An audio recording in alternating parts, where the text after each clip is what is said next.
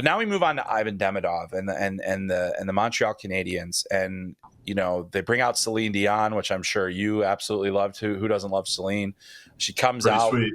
announced. It was awesome. I mean, Ivan Demidov pick. I had an internet issue. I had to run up to the media room just as Montreal was on the clock, and so I missed my opportunity to be in the same room with the legend that is Celine Dion.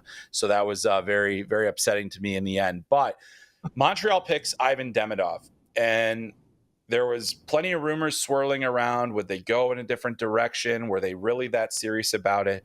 And in the end, they do what their fans most desperately wanted them to do, which they have not done in recent drafts. I think back to the Jesperi Kotkaniemi pick, where the woman was just like, had her hands on her face, was like, oh, what happened? And she was right. Just wanted to throw that out there. She was right. And Brady Tkachuk probably would have been the better pick there. But they don't pick Shane Wright. They don't pick I'm trying to think of some of the other ones last year for Mitchkov, exactly, for Reinbacher. So they go and they get Demidov, who he was number 3 on my list. I think he's an exceptional talent. I do think that the hype has gotten a little out of control. Maddie, I don't know how much MHL hockey you're watching these days, but the thing is that league is it really is not good. I just want to, so his production there is very impressive. The league itself is not very strong.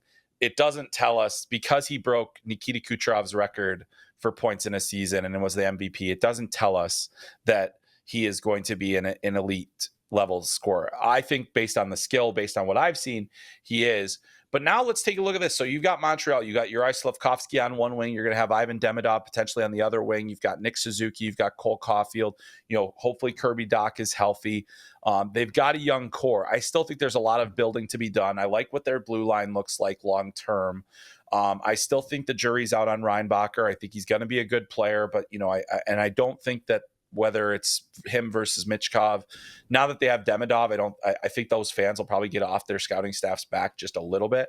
But I mean, just based on what about their prospect pool, how do we feel about the Habs long term? Do we see a path forward to them to being a Stanley Cup contending team here in the next 4 to 5 years? Yeah, they definitely have the young pieces coming into place. Owen Beck's really strong. He had a really good draft plus 1 year in junior. He played a game. Misar, who they took in the first round last year, I know you were really high on. They like him as well. My guy Lane Hudson turned pro, after another great year at BU. So they have the pieces. They've had health issues, like you said, with Kirby Dach.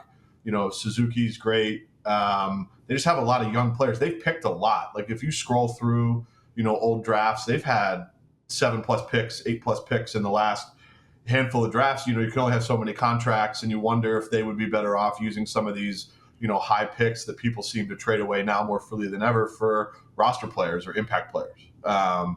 St. Louis is going to get some runway to do it there. They've got the new, kind of two-headed structure in the front office with Jeff Gordon and Ken Hughes that are kind of turning things around, and it's just about staying on pace. But it's Eastern Conference is, as bad as it was last year, kind of at the bottom, it's pretty competitive in that last, 3 or 4 spots for the last two to three playoff spots. And I don't know if they're ready to make that jump yet. I think some teams got worse this week in free agency that they could maybe leapfrog, but they've got a good young core, and that's not a team that's too far removed from playing for the Stanley Cup during COVID either. Yeah. So I mean, I think there's certainly a lot of pieces in place for the future. There's going to have to be work done in free agency and trades to insulate some of those guys. I think that they do need to get bigger as a group. I think that's a pretty small roster, and Demidov does not help them get bigger. He is a strong player, but he may not be here at least for another year. So that'll be interesting to watch. But I think Montreal has been in this kind of weird place where their best opportunity getting the first overall pick was probably the weakest draft that we've had. So it's also about when you're bad sometimes is helpful.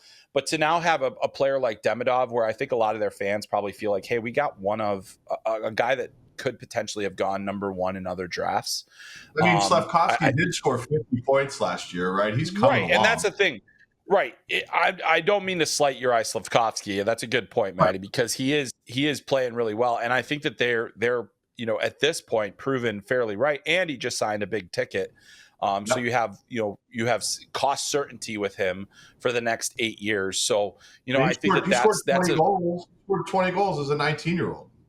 yeah, it's really impressive, and Hard to do I on a just bad team. I think but it's not like they got Macklin Celebrini, right? It's not like they Correct. got the Connor Bedards and those. So that's the That's thing right. is like those found like is Slavkovsky a foundational franchise building block? Yes, but not in the same way that a Celebrini or a Bedard would be.